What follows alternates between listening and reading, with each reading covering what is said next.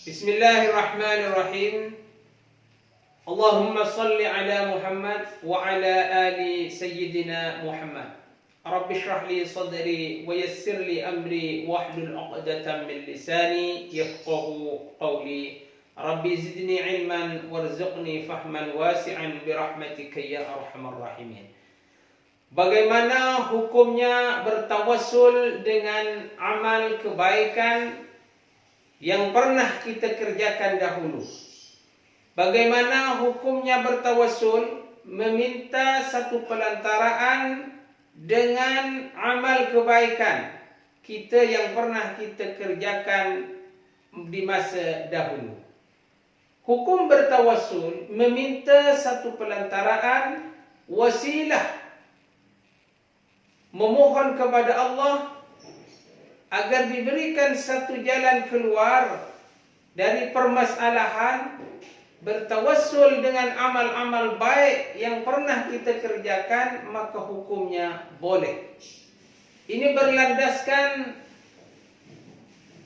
hadis baginda alaihi salatu wassalam yang pernah dikisahkan berkaitan beberapa seorang pemuda. Kisah itu adalah pernah suatu ketika dahulu ada anak-anak muda yang mengadakan satu perjalanan. Entah kenapa dia ingin beristirahat, dan dia akhirnya beristirahat di salah satu gua. Masuklah pemuda-pemuda ini, dan qadarullah, takdir Allah menyatakan setelah kemasukan dia ke dalam satu gua, maka tiba-tiba batu besar menutupi gua tersebut. Setelah itu pemuda-pemuda ini bingung dan gelisah kemana hendak dia mengadu. Dikarenakan pemuda-pemuda ini orang yang bertakwa, tidak ada lain tempat mengadu, memohon dan berdoa melainkan kepada Allah Qadi Rabbul Jalil. Maka dengan khusyuknya pemuda-pemuda ini mulai memohon kepada Allah dan berdoa, "Ya Allah, kami dalam keadaan bermasalah. Kami dalam keadaan satu masalah yang besar. Pernah kami dahulu di dunia, pernah kami dahulu mengerjakan satu kebaikan kepada ibu bapa kami. Saya selalu memberikan dan meminumkan susu kepada lisan yang mulia ibu bapa kami, orang tua kami, ya Allah. Sehingga pada suatu ketika karena kekemalaman dan akhirnya lambat, dan dilihatnya orang tua kami tertidur. Dan pada waktu itu anak kami menangis, dan kami tidak memberikan susu kepada anak kami, karena aku tidak mau sisa-sisa susu ini diberikan kepada orang tua kami.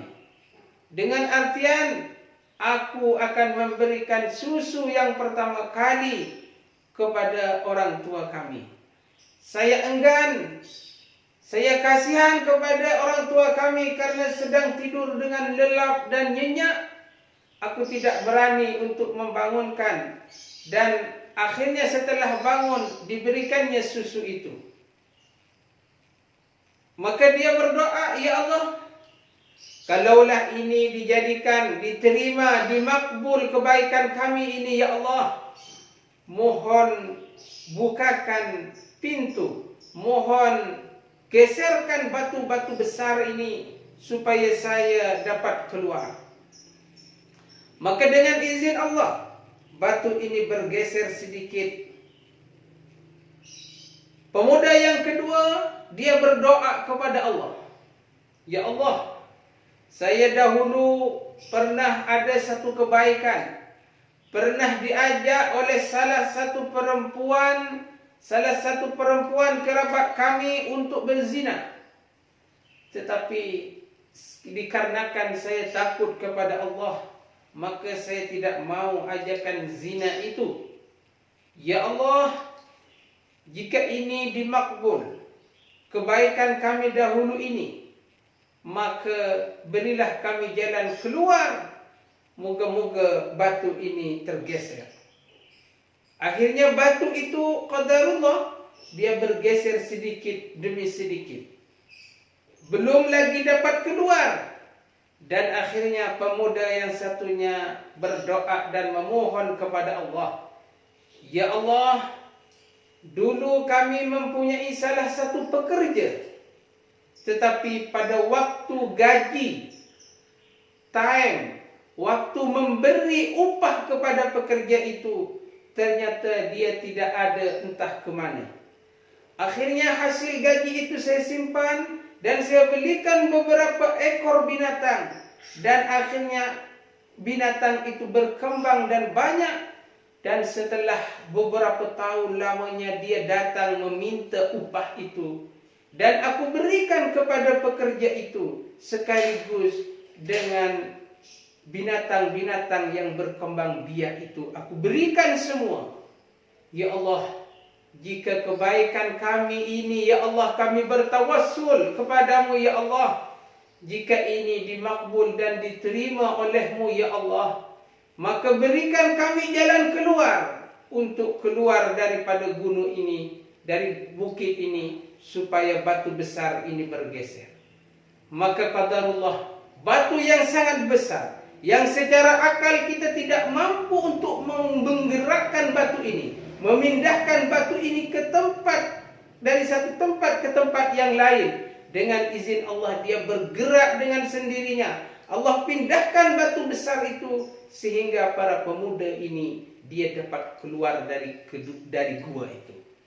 Maka dengan landasan ini boleh kita bertawassul dengan amal-amal kebaikan yang pernah kita kerjakan.